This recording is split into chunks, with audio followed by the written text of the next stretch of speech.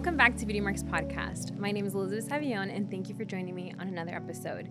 I'm so excited for today's episode because I have an in-person guest here at Hi Hello Labs in downtown Orlando. And here you can create your content, you can do events, and honestly, this is a space that I just feel like is a hidden gem in downtown Orlando.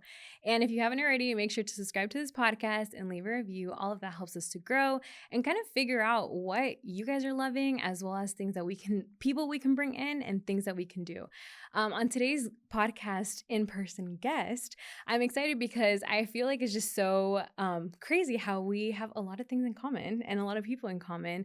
But I think that the thing that stood out the most was just how genuine and how I feel like you are someone that's very social online, but you're very down to earth. You talk a lot about living life offline, and I feel like I just love that message and about family and about like just really living your life in the moment. And so I am just so thankful to have Natalie Alzate. Yes, perfect. Yes, Girl, here. wait, can I stop you for a second? Because Uh-huh. that intro, not just one take. Girl, I've been doing this for 10 years and I could never do that. I'm like so nervous. I'm like, let me What? just not breathe. No, Elizabeth, you are a natural. Thank Literally, you. wow. Thank you. I appreciate that. Do you have a background in like speaking in? So I actually did journalism. Oh, and that so, it shows yeah. because wow. Yeah, it's That definitely is something that incredible. I have always loved to do. And I Yeah. mean, you've been online for Yes, 10 plus years. literally this 12. August. Yes. How many years? This August, 10 years. Okay. Yeah. So thank you for that intro. Of And thank you for all the course. sweet things. It's funny because you're right. We do have a lot of like mutual friends and similar hobbies as well. She does salsa and I Yes. recently got into salsa and I checked out her stories and I'm like, what? She's also in this? You're a natural though. I Thank saw that. I was you. like, you're definitely Colombian. Thank For you. sure. Thank you. So Mhm. yeah, I don't usually do this type of stuff. So it's very Mhm. cool to be here and thank you for having me Of on. I hope I can bring course. value to the No, audience. you do. And if and you to guys you today. aren't following her, I definitely feel like you guys should. And I'll put all her information because I definitely feel like, especially in this world of like influencers and content creators, I feel like you have been around like the OGs and you've navigated social media throughout all these years. But I feel like aside from maybe what people see online, because you share a lot of your life, that's what I want to have this conversation is like, what maybe people don't know about you, or just kind of like the other things that bring you joy. Yeah. Um, Well, first of all, I love that you said OG because it's so crazy to think of myself as that. And even when, like, for example, the other day I posted this TikTok where I was like, everybody is always asking me when I'm going to have kids, right? And I'm like, you guys, I raised an entire generation. You really did. You're like, my mom I'm duties just are kidding. over. Yeah, I'm like, give mama a little break. Yes. No, but well, yeah, it's an interesting contrast because when I started in 2014, I remember people told me it was too late.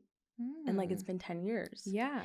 And it really is never too late. Like there's always new and upcoming creators and it's really cool like to kind of be given that title now of OG because for me OGs were like Michelle Phan, Dulce Candy, like J Love's Mac, like all the girls. So that is really nice. You're a part, I guess, because at that time it's like everybody was trying to be a YouTuber, and it was like there's so many out there doing like the makeup tutorials, which honestly I love that, and I miss I really haven't. If I'm honest, I'm not really a YouTube girl anymore. No, I know. It's hard with the short form. Yes, because like you're just trying to keep up, like on TikTok, on Reels, on So what is your what do you keep up with, or who do you still keep up with? Okay, well I feel like it depends on what my interest is. Okay. I'm always kind of like into, I don't know if you'd call it like the indie creators, but like I don't really follow like bigger creators as much as I do. Like for example, right now I'm really into gardening, right? So I'm really into like niche gardening creators. So it just depends on like what I'm into at the moment. But yeah, it's crazy to think like 10 years already. What made you start? Like, oh my goodness. At that time, what were you doing? Like, take us back to that time. Okay, so I've always loved YouTube because I'm primarily on YouTube. That's where I started, which is interesting because I feel like now my roots have kind of been pulled more towards like short form content. So it's been an interesting balance, even for you, like as you mentioned, being a consumer of content, being a creator of it as well. It's like finding what is that balance. So I was a business and marketing student, and at UCF. Go And Knights. you too? Yeah. Look at us. I know. Look at that. And you know, something about me is like I never knew what I wanted to do. It was one of my biggest struggles. And it was also one of the things that when people would ask me, like, what do you want to do with your life? Like I would just shut down. And it was I felt so much pressure because I think also just like being like first generation, my family they're Colombian immigrants, and like that pressure of what am I going to do with my life to really make up for their sacrifices? Make It's them like, proud. It's so, you know, and so for me, I switched careers like 3 times. As you do in college, though. Let's be honest. Let's normalize that. Yes, I changed my mind like 5 times. So I started off in journalism, then went towards like marketing, then like communications, then ended up in ad PR. So with a minor in communications. Okay. Yes. Well, they're all kind of in like the same realm. Yes. So I started in nutrition. Oh, okay. Which is very different. But you're like into nutrition. Not like that, because once I realized this has numbers, I'm like, I'm out. So that didn't last very long. Then I got into graphic design. And surprisingly, that really helped me because I only did 1 semester because I freaking hated it. Like school was not for you. Well, no, specifically graphic design was not for me. I'm not a techie girl. That's one thing. And so what I realized with graphic design is like you kind of do have to, you have to know about tech. You have to be kind of like a whiz in that stuff. And I just wasn't. And I remember I'd go into like these 3-hour-long drawing classes where like I'm drawing like a freaking box, and like the professors behind me being like, I don't know, like, is this art? Is this not art? I was like, this is too subjective for me. I don't think I could do this. So that didn't work. But what was really cool with that is I had to buy a MacBook computer. Yeah. And that is what helped me then get into like YouTube editing, if that makes sense. Yeah. And I do feel like certain things do happen for a reason, because even in high school I took a TV productions class. It just happened to be like my an elective that I could take, and I never even touched that computer because again, I'm not very like tech savvy. I was always kind of like I've always been very shy as well, so I'd let the kids do whatever they wanted with the project, and if they wanted me to be on camera, fine, I'd do it, but I'd prefer to be behind the scenes. And so that computer really helped me in terms of that. And then finally I was like, you know what? I really love business. I love marketing, because I'd always gravitate towards those books. And I've always been very like into like just like certain tactics, and like just very invested in like persuasion and how all that stuff works. So I was like, okay, that's perfect. And so I did. I ended up going into that, and I started my channel in the time that I was in college. And I'll be honest with you, it was a very, very, very, very, very, very, very, very, very, can we add more varies? Very slow start. To like, what were you doing at the time? What was your main focus? YouTube, because that was all that. No, but really what kind of content? I started tutorials. So I started with fashion. Okay. Which I'm not really a fashion girl either. My husband literally like dresses me. Like I'm not. I really am not. And so like real. And I order like Nuuly subscription services. Like this is all Nuuly. Like that's just like I don't like to fuss around. I hate going to shopping malls. So that was very interesting. Then I moved into a little bit of beauty tutorials, which is also kind of funny because I look back at like some of those videos and it's sweet to look at. Like I wanted to so badly be, for example, like Makeup Geek. I don't know if you recall Marcella. And I remember I'd put on like a really like professional blazer like her, and I'd be like reviewing products like her. And it was so difficult for me because it wasn't me. Yeah, it's like you're trying to like be something because that's what you see. Yes. And those are the girls that we follow and admire. Exactly. So I was trying so hard to like emulate them. Yeah. And it just didn't come natural for me. And then I think like, this was really vigorously like posting 3 times a week. And I also had 2 channels at the time. Oh, wow. I had a Spanish and I had an English channel. But so it took me like around like 3 years of posting like 3 times consecutively every week to really build a little bit of a following. I remember it was around it was my 3rd-ish year where I hit like 7,000 subscribers. Wow. And I hit that because I got a shout out from Coffee Break with Danny. Okay. And that was kind of like, I guess I'd say like my little break, you know, where I was like, I oh made it. my 7K at God. that time. Yeah. But after 3 years of like posting a lot, long form content is, you know, like short form content is incredible and I love it. And I think that long form prepared me a lot for this quickness that we are in now, which to be honest is a little scary. Yeah. And Of like, how much shorter can you go? And yes, how to and keep just people's your attention. attention and like all of that involved, and it can feel a bit like manipulative, and we can get into a little bit of that stuff after. But where was I going with that? No, that it took you some time to grow, Yeah. and then you got the Yes. feature. So it took me a while, and yeah, I just think like from an outside looking in, it could look very simple, but really it was a lot of work. Yeah, you were And consistently, you didn't give up during that time. yes. And were you doing other things or like, because you also got married young. That's another part Well, of but I your. got married with Dennis after like my YouTube had kind of picked up. Okay. Yeah. So I got Okay. married when I was 24, which yeah, now looking back at it is kind of young. Mm-hmm. It's interesting how timelines kind of shift, right? Yeah. Because I feel like during that time everybody was getting married young. Yes. Both my sisters got married at 24. Really? Okay. I'm Yeah. like, and then I passed it and I was like, oh, I guess I'm married older. Yeah, and I don't know, I think maybe because of, like, my Hispanic upbringing, like, Yeah. it wasn't so young, if that makes sense, like, my Yeah. parents were already asking me for kids, I was like, "What?" Like, I thought I was gonna have kids at 25, Yeah. you know what I mean? Like Timelines, most we do. it changes, everything Yeah. changes. So, yeah, so I ended up but Dennis was a really big integral part of my content and my channel, and, funny enough, like, his backstory is nothing to do with, like, creative and, you know, like, I'm so proud of him because he now runs so much of the business, and like you would never think of that because he was like a biomedical student. He was Oh, gonna, wow. yeah, completely different. Like, Yeah. matter of fact, he didn't even think he was creative, if that makes sense, you know. So then But he like, was it more like he believed in you and your dream and it was like, let's do this together? no. You said, actually, no, I pulled wish, it. yeah, I kind of You was like, told her. hey, as Oh he's like my studying for God. like late night, like medical stuff, I'm like, hey, I really need help with like this camera. And he's always been more of like on the tech side of things, you know? Okay. That's why even walking into the studio, I was like, dang, okay. Like, you know, for them to Yeah. take notes, because I'm just not like tech savvy at all. And no, yeah, he just definitely like has evolved into this role that has been bigger than what I even imagined for him. You know, he's like, he manages so much, and he's like a manager basically. Yeah. He And is that's so that's like your cool. full team. Basically, yes. Yeah, Yeah. which is, I it's love also that. shifted throughout the Yeah. years. But right now it's so strong and so small and mighty, but that's also the interesting thing is like sometimes it's not about like numbers, if that makes sense, you know?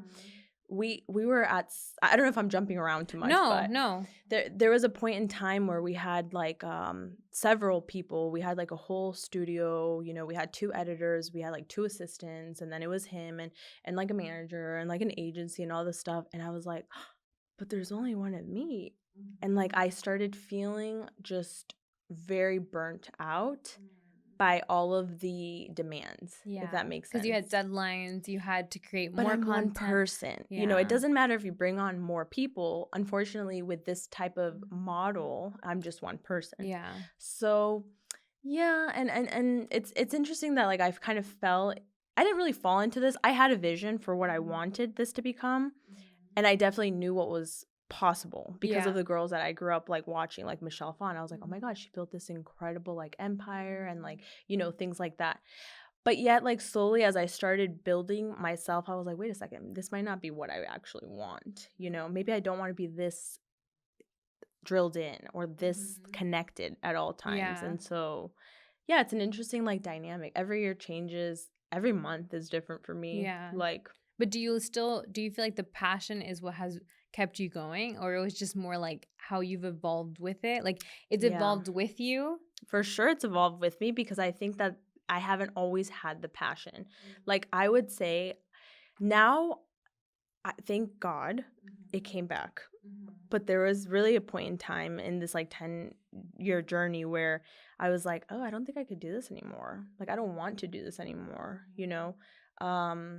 Yeah, it just felt very like forced, if that makes sense. Because you feel like as you keep growing, there's like people are like expecting more of you and maybe to know and more yourself about you too. Yeah. Like I think it's hard to also match your like level of accomplishments, I guess, you know? And I don't know. I also think that it sets you up. Like, for example, let's say if I think about my prime years, right? If somebody were to be like, oh, Natalie, that was your prime type of thing, you know?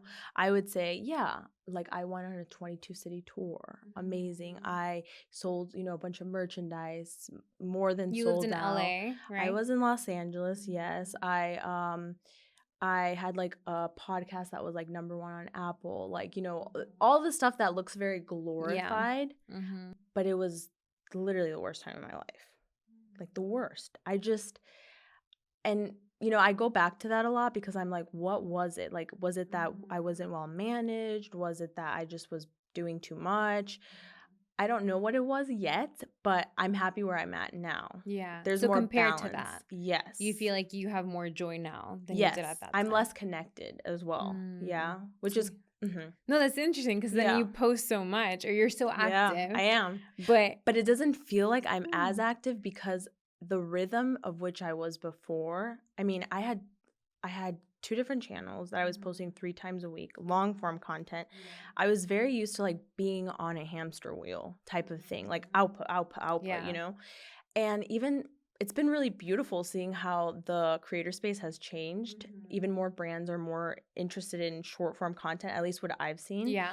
And that to me is simpler to output. Like I already had the long form. I mean, that stuff was you would create like 20-minute videos literally for a sponsor or more. Yes. And now it's not as, you know, complicated. But I think also for myself, like I've set more rigidity when it comes to like time online and like just I think time has really helped me with that. Yeah. Because then how would you know? No, of course. Like sometimes, but I feel like, let's go back to what you just said, because I feel like someone listening that's like, okay, but you're living like a dream, right? Like you're living the dream. You're getting to travel all the time. You have all the things. And you're saying that was one of the worst times. Yes. So for me. Yeah, for you, of course. And so I feel like I actually resonate with that because I feel like when I look back at like my early 20s, I was traveling, I was making the most money that I had ever made. I was living on my own, like, and then life happened and I was mentally, I was clinically depressed. I was the skinniest I had been. And everybody's like, oh my God, you look so great. Like the glow up, like, you know, wow, you're living your life. But I was in a toxic relationship, like all these things on the back end. And I feel like sometimes people think because you have these things, then that is happiness, you know, or like that's the best, you know? So I resonate with that, which is, I'm sorry that you went through that, you know, I was gonna say sure, you too, yeah. Because it's like, sometimes those moments is like what pivots us, you know, into what actually to see it a different way. Cause I'm doing now what I enjoy, but I've changed the way that I do it. Yes. And my priority or what I value too is different. Yes. That I'm like, I know I'll make it one day, Good. you know, back in that, but it looks different. I don't want what I wanted at the time. Right. And I also think there's like, maybe now I recently turned 30. We were discussing this prior to the podcast. And like a lot of, you were like, you asked me, does it feel different? And yes, to me it does, because I even think just the things I want in life are not as I don't know if it's just age. I really don't. But I feel like I would work myself to the bone before. And I don't know if that's just your 20s. Like I don't know. I mean, but I feel like most of us now are just seeing people around us that are just living in like this like uncomfortable, like their mental health is suffering, their family's falling apart, like, and it's like, what is valuable to me? Like, I don't want to keep up with everybody else. Like, it's too much. Right. And I feel like it's making us, and after COVID, I would say too, is like people are starting to realize like what actually is valuable. And like people are, you know, having a vegetable farm, like and they're having their own garden. Like, I feel like people are just like trying to, I don't know, like live differently. Yeah, like more I like on that. purpose. It's true. And so I think I started doing that for myself too. And so that started with like, okay, you know, even as little as like, how much do I want to be sharing? What are now the areas where I choose not to? What does logging off really, like going offline, really look like? I would have never have thought, oh, just take a day offline, like literally just digitally detox, like but even more than that, because I can like schedule posts, but to me it's like, are you really disconnected? You know, that's the part that once you're really deep into this, it's really hard. And I'm not the only one that struggled with this. I see a lot of my peers who struggle to just be present and to feel like it's okay, because it's almost like you've curated two lives. You've created the life online, and now you've created your life offline, and it's like keeping up with both. I mean, keeping up with real life is hard enough. Yeah. You know, to now have to worry about like consistent schedules and all the stuff that, you know, everybody on social media tells you to do to like be successful or whatnot. I want to ask about that, because I think that even I have struggled with that, of like when people maybe like see your life, and you know, you have a podcast too, so like, you know, that it's like you share certain things that are maybe like very personal,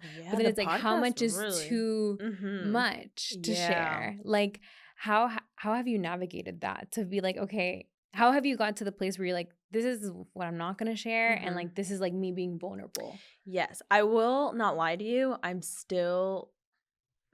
constantly tugging and pulling on myself, right? But what really kind of was like a pivotal moment for me was my niece passed away. And so this was my parents' like first grandkid. This was my sister's first baby. And my sister had a very beautiful pregnancy, and she passed 2 hours after being born. So it was a very like shocking experience for us. It totally like turned our world upside down. And I was not used to being online and hurting, if that makes sense. Yeah. And I did not give myself permission to step away in that time in the beginning until I realized, you know what, Natalie, like, you can't process your grief online. And you can't do that because for you, like in your own heart, that doesn't feel good. And because some people might ridicule you for it. And like, you haven't healed from this. So why expose a part of you that's so vulnerable to the world when it's really like you just being naked like on a table and being like, hey, like, it's just, it was too much. So that was a pivotal moment for me. And I realized my current boundaries, if I am going through something very like deep and personal in my life, I will not speak on it until I'm past it. Yeah. However, speaking on the podcast with my sister, who actually went through the experience, she brought up a very interesting point. And she was like, she looks back at those posts of her expressing like her grief as a first-time mom and losing her child. And she says that like she could never get back to that vulnerability. So it was actually so beautiful to like document it. And like, that's also a part of being human. Yeah. So, you know, that raw emotion that you feel in the moment. It just maybe, is it now that you see it as like, where do I do that? And where's like a safe place to do that? For me, that's how it is. For her, it was different. And I love that dynamic. Yeah. And that's also true. Like, if anybody's listening, it's like, oh, and you're struggling with like, what do I share? What don't I share? Like, there is no right way. Yeah. It's whatever's right for you. Yeah. So. And first, like, I was actually following you during that time. Really? And like, I'm so sorry that you guys experienced that. I remember you guys posting, and your sister, and like, I know she has another baby now. And like, you have a niece. That's beautiful. Like, that's such an amazing story. Like, of now being able to have the joy in the midst of that grief. And I think the other day you even posted about like how that has affected you. Oh my God, so much. Even thinking about like grief and miscarriages and loss, and I resonate with that, because I feel like that I've seen people work through their own grief and work through like miscarriages, but it's not me. It's like them, and it's like it really does impact us. 100%. Even like thinking about our future kids. Oof. Like, oh my God, what if I have to go through that? What if like, I don't know, all the possibilities that can happen. But I definitely think that there's beauty in vulnerability. And like, this podcast is an example of that. Like, we talk about stuff that is very vulnerable, of like trauma and like other things that we walk through. But I definitely agree with how you share. It's like sharing from your wounds versus sharing from like your maybe bleeding out to everything, you know, of like, it's fresh versus something that you're like, I can look back and be like, you know, I worked through that. Yeah. And the thing is, like, my sister did bleed out. And I think that's so interesting that she sees it as such a healing part of her journey, right? So I guess, again, like, just to say that there is no right way. So yeah, I'm sorry that I'm not giving you like an answer on that one, because No, I'm it like, was just really, to what see is? because I Yeah, know you share a lot, yeah. and I think not like I I know, know no, you share a truly, lot. No, I but in truly. a such a genuine, like, I'm sure that people feel like they're like your besties, like they're like, I know so much about you. But even with what you share, there's areas that people don't know about you. Oh, 100%. Yeah, And I think that's what I'm 100%. trying to like get to, is more of like Yeah. what people see online is not the full story. 100%. No, it's not. Like, I think one thing that I'm, um, oh, actually, like, I'll share. Now, this is part of like my oversharing part, right? It's like, oh, what's the balance? But like, I think for me, faith has been something that's been very important in my life, and yet I have really struggled with my faith. It's been a constant like tug, and I was recently. This is so corny, but like, I was looking at Daddy Yankee. Daddy, yes, his story, his testimony. Yeah. Yeah. Daddy Yankee's testimony. But it's funny because the comments are like, Daddy Yankee, like, you first me enseñaste a perrear y ahora me enseñas a rezar. Like, you taught me how to dance and now you're teaching me how to pray. My And it's just, what gosh. I thought was really cool about his testimony as well is he mentioned how he didn't speak about his finding of Jesus and stuff until he basically like was a new man, because he Yeah. knew that the world would kind of confuse him, Yeah. and he wasn't there yet. And so I think that's an important point to make. Like, if you're dealing with anything and you feel like, you can't be that vulnerable or true yet, it's like, hold that to yourself. It's okay to hold things offline. Like, I think it's very important actually to have those boundaries with yourself. It's respectful.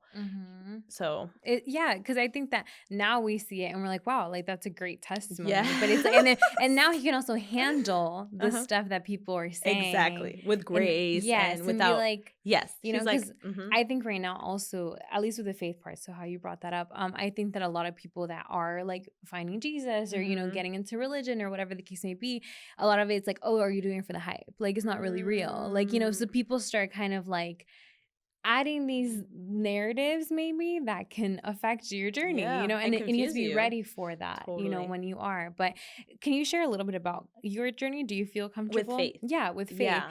Are you more, did you grow up, you said Catholic? So my mom was Catholic and my dad was Christian. Okay. And there was always, it really felt like a feud of like, my mom wasn't very, I would say, like, to the church. So I would always pull more towards my dad. So I would go more to church with him. I always felt very like spiritually led, if that makes sense. Like, I felt very connected with God. Yeah. And I can't really like fully explain it.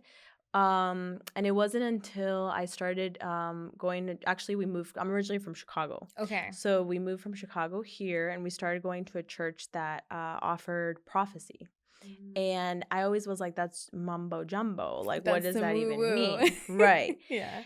And, like, I had these encounters with God where he would speak to me, because basically prophecy is someone speaking into your life through God.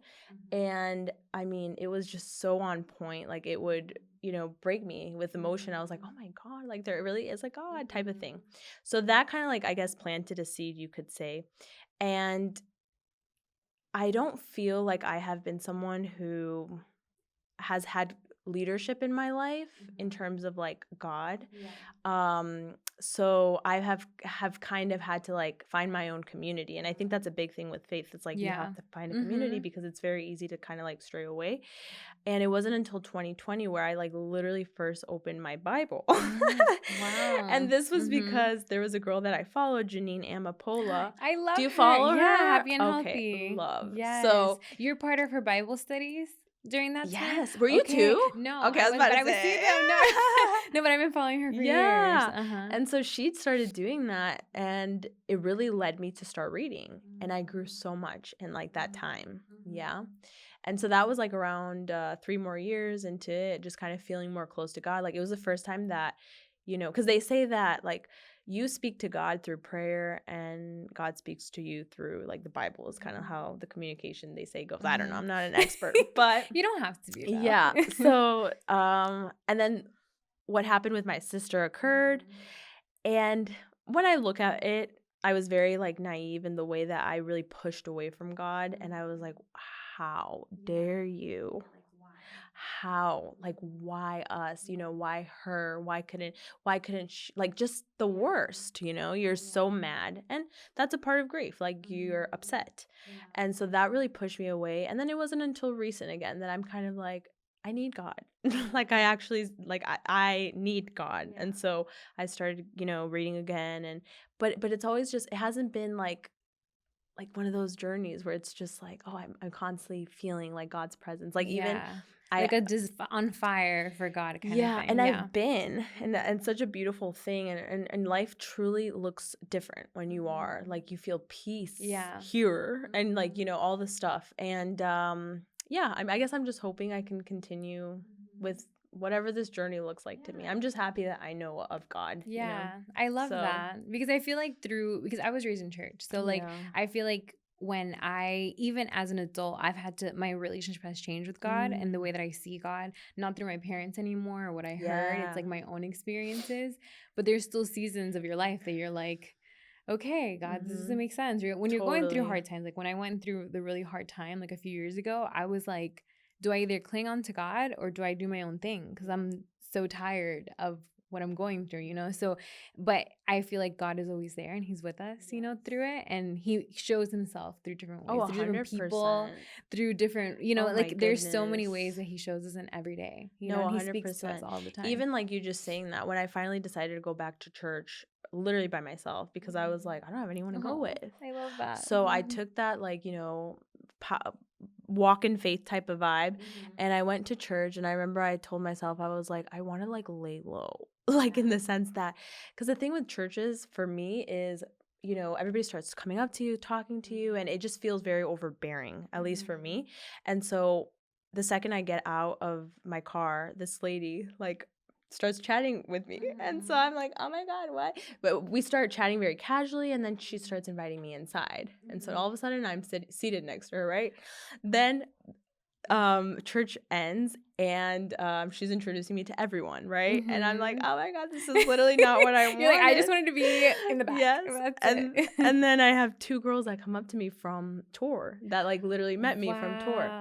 And what was so special is there was one girl who came up to me, and her name was Aliyah, and Aliyah was my niece's name. And I was like, that just felt so, you know, like special. And I felt immediately like at home in a moment where I was like, oh my God, I came here by myself. And like, you know, so. Wow. And that was God. Like, exactly. For you, that's like, meaningful. There's moments like that where you're like, what the heck? Like, out of every name in the world, your name is Aliyah. And it's like, you're here. And now you're plugged into that community, now right? I'm plugged in. That's amazing. No, I think that that's beautiful, because those are great examples that sometimes that maybe someone's starting their faith, or like they're like new, or they're still trying to figure out, you know, sometimes we get in our head of like, I have to know everything, or I have to like be perfect, or like, I don't know, we put a lot of pressure on ourselves. And I feel like there's little moments of like you just showing up and like that desire to want to know God, and like God will bring the people in the season to be like, remind you, like, you know, it's like a call, like, I don't know, it's like a tug that you feel. You're like, okay, like I know that I'm here, I should be here, I want to know more. And that is one of many. So like there's always moments like that, you know. I love that. And that's a area then that you would say that you do live offline a lot. I do right now, because I'm currently like still trying to understand myself in it. Yes. And like my relationship with him, and like what does that look like, even like with me, my husband, and relationship, and that. So And what are other areas that maybe like how do you navigate that, like living offline, and what does that look like for you? So for me, living offline is literally like disconnecting once a week, literally like 24 hours. It's the most refreshing thing that you could do. I always feel like I sleep better. I feel like I operate like myself the next day, because I'm not influenced by what I see, by what I feel when I see a post. You know, there's posts that obviously like make you scared, upset, whatever. And so then you start kind of operating from like this level of urgency and fear. So, I mean, it's really that simple, and yet it's not simple. It's like just putting the phone away and disconnecting. And like, I'll even tell my parents, I'll still answer phone calls, but I do my best to like be off, if that makes sense. Like not on your phone, of like looking or posting. Exactly. Yes. And then as far as like activities, like I always have something planned for the day for those like offline moments, you know, so like whether it's like rock climbing or trying something new, or just like chilling. Yeah. Sometimes you have to just be Rest. bored. Yeah. And do like nothing. yeah, like I think in one of my offline days I started planting zinnias, like flowers, Love and it. now they're blooming. I saw that on your Isn't stories. that I'm like, you have a crazy? whole, like, those are the like the best Beautiful. flowers ever. So I go outside and I I'm just like love picking it. them and I'm like, I grew this? Like that's Yeah. crazy. And then I'm just like looking at it every morning as I'm eating breakfast. Just like those little moments that sometimes we forget to curate, or we're too busy like pinning our perfect life and not actually like living it. You know what I mean? Yeah. So, but I won't say like I'm not perfect, obviously. Like I still get sucked in. And honestly, I haven't taken an offline day in like over a month at this point because I just got back from Japan.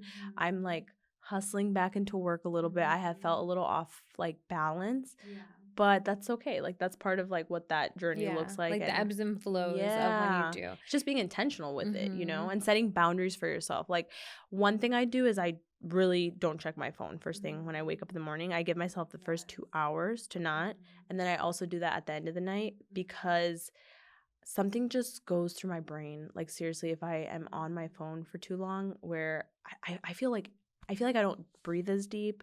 I feel like I'm more anxious. I don't sleep good for sure. That's for sure. Like, I don't they sleep. still stay in your head. So and like TikTok and stuff like that. It's very I've gotten the addicting for me. message, like, Oh, girl, I've gotten that message a lot. You've been on here a minute, and it's like, I know that was actually my goal for July because I feel like I think that sometimes we're on these really good habits, and then life happens or it gets busy, and then you kind of fall off. Oh yeah, 100%. And then you start feeling it though, and you're like, yeah, this habit that I started again, like this is not healthy for me. And that's what it is. It's just like exposure to these things and like habits, and making sure you have those boundaries in place for yourself, you know? So. Yeah, because I think that also because of the world that we live in, right? Like social media is here and everything. And I think that for you, how have you been able to like maybe like not balance, but it's more like how you said, like focus on like the things that you're living in now versus like all of that, because you get people that go up to you and like recognize you and all of that. Like how do you manage that?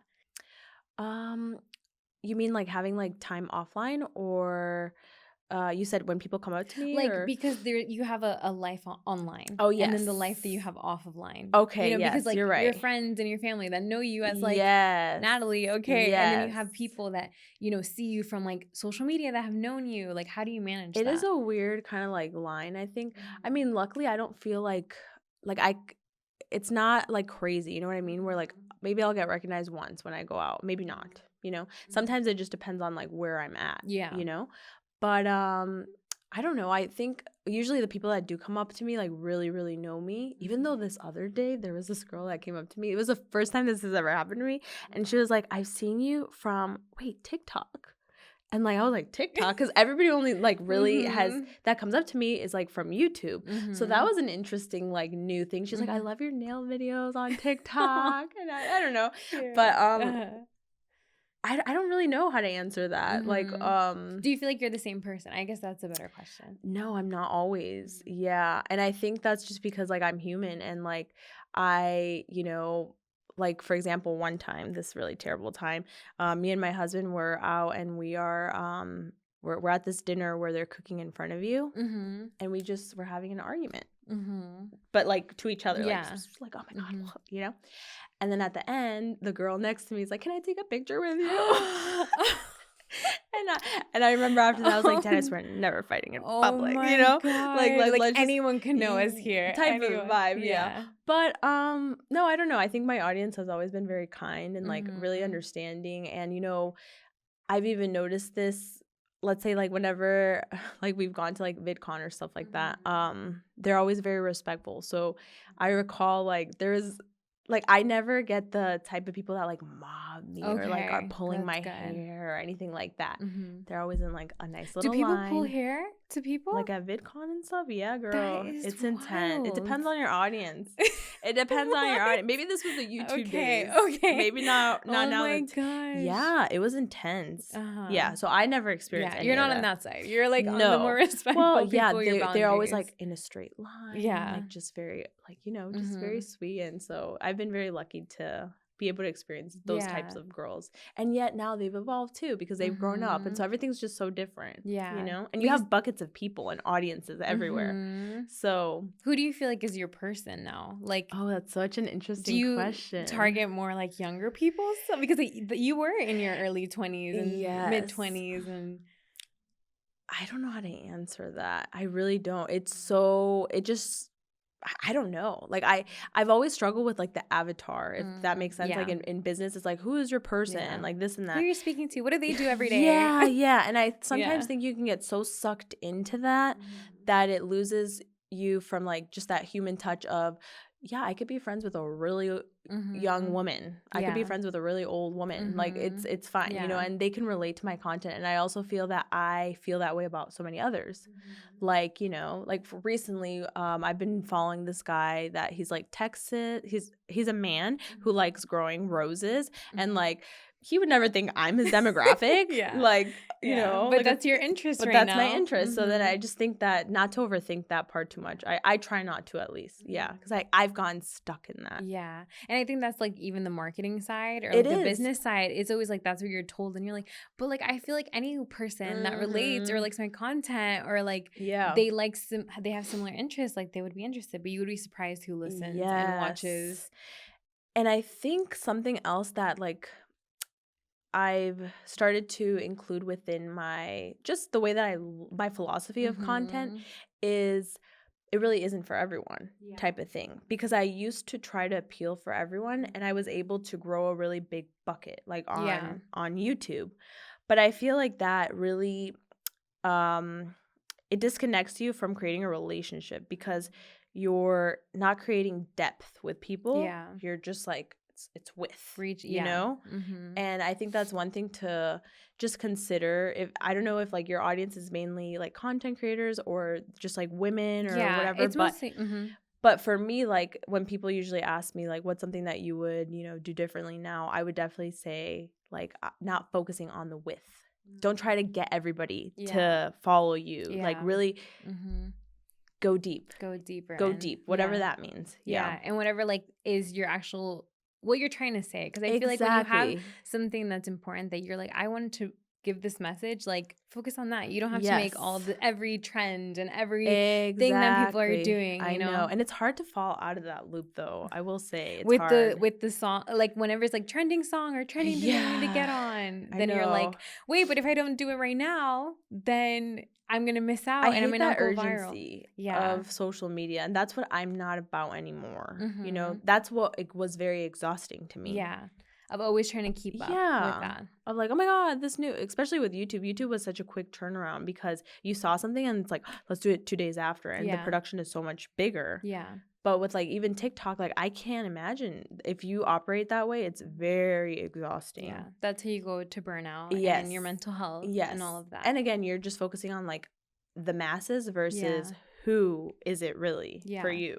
So I wanted to ask, like, how do you keep yourself from maybe not getting burnt out of keeping up with everybody? You know, because I think I saw your post last week. It was about like things that you don't really care about, and it was like you said about followers. And I think I said numbers. Yeah, numbers. Yes.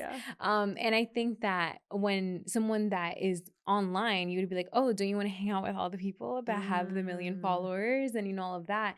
And like for you, that's something that you don't. It's not that you care about it. That you're like, wow, you have this presence. Yeah, I don't really give it that much like interest. But what was your question exactly? Sorry. So it's like for people that are so focused on the numbers, and I would say that doesn't mean value, but in society we put it as that. It's very sad though. I think it starts with you though. Like when I was giving that value, as I mentioned, it was like the saddest that I've ever been. It's you almost like walk into a room and like, why are you more important than anybody? It doesn't really make sense. Like, are you not willing to listen to others? Are you not willing? Like, maybe it's just like a human type of personal philosophy. It's hard to explain. And I also think it's hard to like change somebody's opinion on it, because if you've grown up always seeing numbers as like such a metric that means value, then it's just difficult. Like, I don't think I could convince anyone out of it. But for me, it's just something that like I don't know, like it just doesn't really mean anything to me. And I think because I was in the LA space where so many people are very like flaunty, I've never personally loved that like attitude. And like who cares who you know? You know? Like let's throwing just names and you're like, awesome. That's cool. No, yeah, but that is cool. That is cool. Yeah. I have a short story about that. Because I'm not like I'm telling you, like my podcast is like I would say my space, right? But I do some commercial gigs, and there was this girl that was like talking on her phone the whole time, like, yeah, I'm talking to my agent, like I'm talking to my like, and this was like my first gig, so I was like, oh, this is cool, you know. And then she was like, yeah, like I'm with this agency and like this, and I'm like, get it. But I'm always here for applauding others. You know what I mean? No, for sure. But it was more like that throwing of like, cool. Like I'm just here to have fun. Like I'm just doing this for fun. And you know? I also think it's interesting because in the creator space, like I think that we're actually reaching a new point from what I've seen. A lot of my creator friends where, you know, everybody would always say like, oh, you need a network to be super popular, or oh my goodness, you need a manager, or oh my goodness, you need an agency. That is just not true. I mean, some of the biggest people in business currently don't do that. They're doing things in-house. Like they're creating their team, they're creating their space. And so I think like don't let that discourage you. Like people are so desperate right now to look for managers. I mean, it depends. If they're going to be taking a percentage of your work, what really are they bringing to the table? Is it just responding to emails? Yeah, is it just more like sponsorships that they're doing? Are they bringing stuff to the table? Because my experience in the past has been, unfortunately, it's not like that. And it's been very, like very eye-opening and also very manipulative and misleading. In the space, and creators have to be very careful with that. I'm glad that you have your family as your team, and that they vouch for you. And I wanted to do like a last like speed round as we wrap up of like maybe we'll keep it short of the answers, but what has been your favorite part of being a content creator? My favorite part or like my favorite memory or your favorite. My favorite part, I think it's like definitely being my own boss, and that comes with like it's kind of a double-edged sword. I think about it, I'm like, I like that, but also I don't like that. Sometimes I want to sit down and like tell me what to do. Honestly, you know, like, make the schedule for me. I'll show up. Tell me a roadmap. Like I will be the best like employee type of thing. But it is also such a blessing like that we get that choice, and I think I've really become somebody that's trusts her instincts. And so like I just like I don't know how to explain it, but like I just like feel it, and I'm really grateful that I've been able to grow that, whatever that is, grow that gut feeling and follow it, because I think that's such an easy thing to overlook, you know? Yeah, especially when you're younger too. Oh, when you're learning, you're like, oh no, they know. And it's like, no, I'm going to advocate for myself. And I know a few things too. 100%. And what would you say then is the takeaway of in your 20s? Because I know you shared a few. What would you say is like of someone that's listening that's in their 20s? And they're like, what's the best advice that you can give to someone? That's a hard one, girl. Oh my gosh. The best advice that I could give someone. So you shared about confidence, like the confidence that you get in your 30s. Yeah. I mean, I don't know if the best advice, maybe you'll have to DM me after and I'll give you the real best advice. I can't think right now. But like one thing I always heard in my 20s was like, you are your biggest asset. And I do carry that a lot, because sometimes we feel like not good enough, you know, or you feel like there isn't a lot to bring, or you know, I'll have friends who literally for like over 10 years have wanted to do content, and I'm like, just do it already. And they're like, I don't know what to offer. I'm like, girl, you have so much to offer. What are you talking about? You're your biggest asset. Like you have that, you know, these conversations, like all of these things, like just stop thinking about it and just like go for it. So for me, it would be that, like, you are your biggest asset. And then as cheesy as this is, because I really do believe this was like my motto, and I actually had it written over my room when I first started, it was don't quit your daydream. And I think it's so cheesy. I love that. No, but I love it. But it's like, you know, I was a daydreamer. Like in school, I was like, oh my God, I just want to be my own boss. I don't know how I'm going to do it. I switched careers. But like, that's what I want to do. Like, I just always daydreamed about that. And I do think there's a certain type of energy flow that you put into the thoughts that you're constantly bringing up. And like, that is what I wanted. And that's what I did. Yeah. So. And you work towards that. Yes. Because there's always going to be time is always going to go. And that's what I always tell people. Like next year is gonna right around the corner. That's a so it's great like way you of do putting it it. today, Yes. and your future self will thank you for it. Yeah, and it really is never too late. Like I said, in 2014, people said it was too late. Like literally, they were like, "What other Michelle Phan? What other this?" It's like it doesn't matter. Like they're, you know, not to like be gloaty and be like everybody. There's also a Natalies Outlet is needed or an Elizabeth is needed, but like. Yeah, people need a certain friend. Yeah. And those people will cater to some people. I will cater to others. Yeah. So like they'll connect with you and there's someone that wants to hear your voice. Yeah. And that's why like that friend, Liza, start your channel already. Yes, ma'am. I'm going to be so honest and transparent. I feel like you have. I love that. I sometimes feel like I am getting in my head about content. Like I see like your video content short form that you like record yourself. You're like super quick with it. Like you record and I'm like, I sometimes feel like that. Like, I'm like, but what? Like, okay, I was at the coffee shop to say, or like, am I speaking too slow? Am I speaking too fast? I don't need to cut it. Like, I feel like I do get in my head. No, I get in my head too. So how do you overcome that? Like, how do you work through that? I think, I mean, it's kind of an annoying answer, but just like doing it, honestly. Like, there was a point in time, this was less than a year ago, where I was very uncomfortable and I hated the content I was posting. Like, I actually hated it. I would tell my team, post it. And I was like, I hated it. And I was like, why am I feeling this way? And so I had to restructure things. Like, I had to let go of some people. I had to kind of like just be the creative again. And now I'm actually very proud. And I think it's like, I mean, there's so many ways to go about this, but creatively, the way that I see it is, who are the people that I watch who I really feel something for? Like that I don't, something just, let's say on TikTok, something comes up and I'm like, oh my God, that's kind of interesting. And then I go to her page and I'm like, I really love that, you know, what she's doing. Okay, is there a way for you to emulate that, but like in your own style, right? And like really sitting with that. Sometimes you have to look at like your own personality or how you're responding to content from an outside perspective, because it all really is, it's like marketing, right? It's like, I don't know. It can be very simple and it can be very difficult because when I was in that hamster wheel of I really hate my content, I'm embarrassed by it, it's because I hadn't evolved from something that, you know, I've been doing this for so long. Like, it's also hard to say you're going to be doing the same thing. Like, I'm literally switching the type of things I'm doing, the things that I'm saying. You're married, married without children. Yeah. I like that. Yeah. So it's just, and you know, that came about me seeing somebody else being like, oh my God, I really relate to this girl who, wow, because now everybody on my feed has kids, but guess what? She doesn't. That's so interesting. And she's married and she's like me. And so I related to that.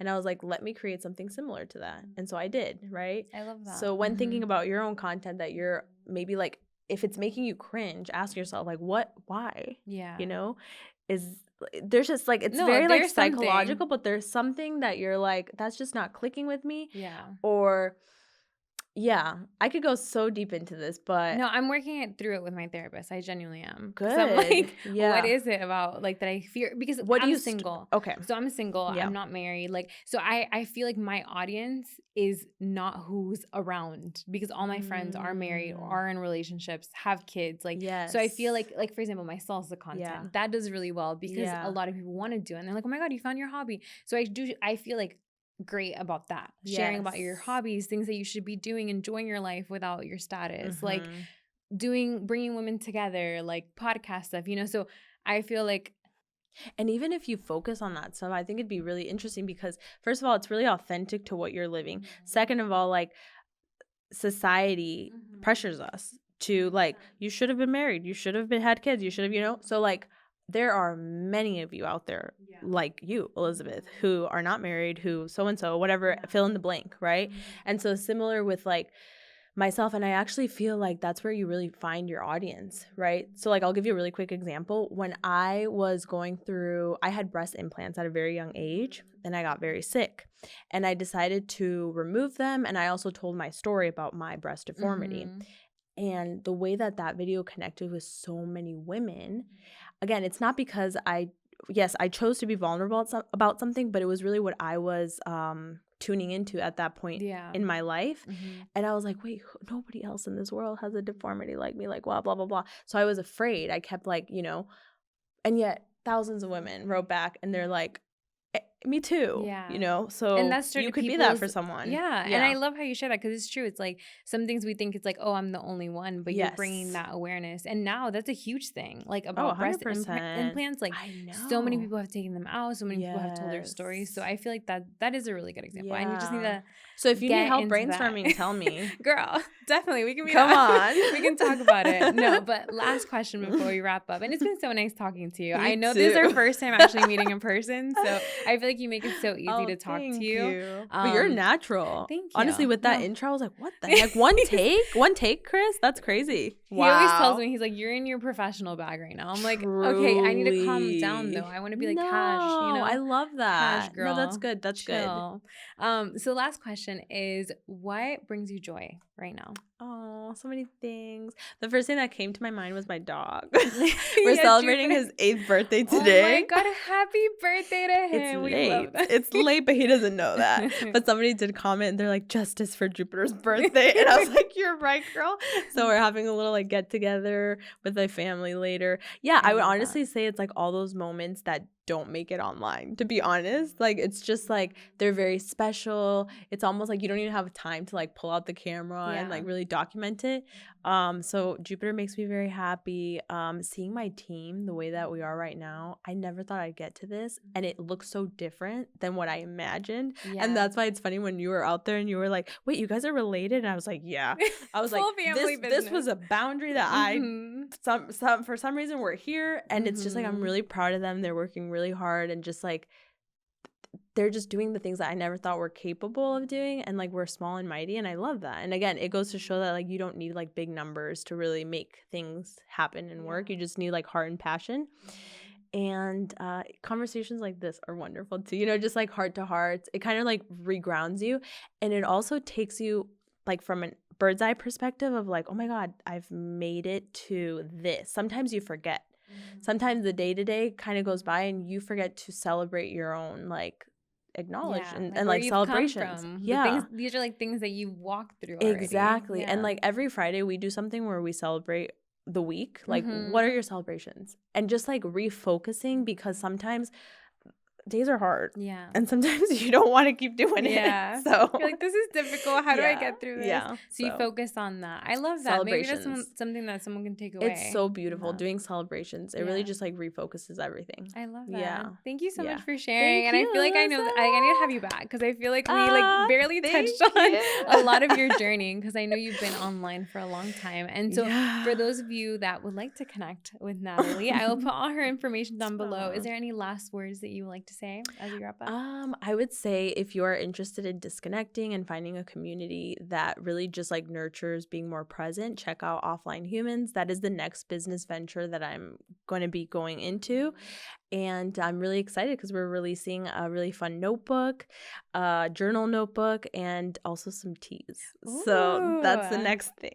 I'm excited to try. And actually, Natalie will be in an in-person event at our She Cultivates, Cultivating Her conference. And I'm so happy to meet you beforehand. You know, we'll have the teas there, actually. We're giving some away. Perfect. Yeah. Okay. So if you are an Orlando girly, make sure to check shecultivatesorl.com. And thank you so much, Natalie, for your time. And just for, I feel like just opening yourself to be vulnerable, you know, today. I know you do that a lot, but I feel like it's a muscle I practice. It is. It's a gift. I feel like that allows other people to feel like they're not alone. Thank you. Yeah. And so for you guys, if you feel inspired, just do the thing. You know, I know it can be scary. Yeah. But I even think back to my own journey. Like 4 years ago, I'm like, I started in my room by myself, and I was like, where is it gonna go? That's how it Who starts. am I? You know? And I think that now I feel like I'm so much more clear of like my vision, my goal. And it's even like I was sharing a little bit with you of like, now it's the in-person community, you know, and that was birthed out of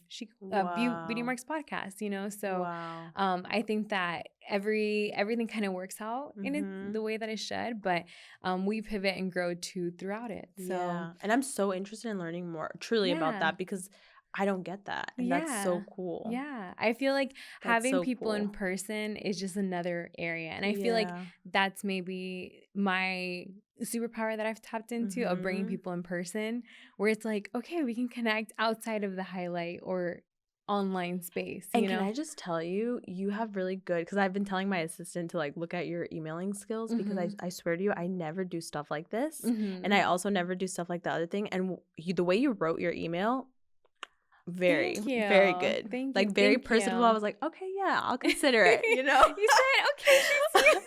So that's I appreciate that. No, that's a huge one, because you know, within emails, you just like you get a lot of stuff. I'm gonna say thank you, UCF, for teaching me email etiquette. It's a skill. It is, and I actually listened to your episode with Dennis about email etiquette. So it's just funny that you say that, because I think it was that he was saying that you guys had like put a position and then people started sending him. Yeah. So I need to tell him after. Like, honestly, I really try. Do. No, and teach us a little bit, because that is some stuff. I'm telling you. Thank you. That goes a long way. Thank you. I appreciate and like what that. you said, you do connect people to get people to be here. Yeah. You know? Yeah. And I definitely feel like it's the relational versus transactional. Yes. You know? So it's like, however, even after this, like however I can, you know, serve, help in any I already way, got you for a brainstorm sesh. So let's do it, girl. No, thank you so much. And thank you guys for tuning in. I hope you enjoyed today's episode and this amazing conversation. If you enjoyed it, make sure to share with a friend and make sure to leave a review. Let us know what you're loving. And I will see you guys next week. And that was in one take.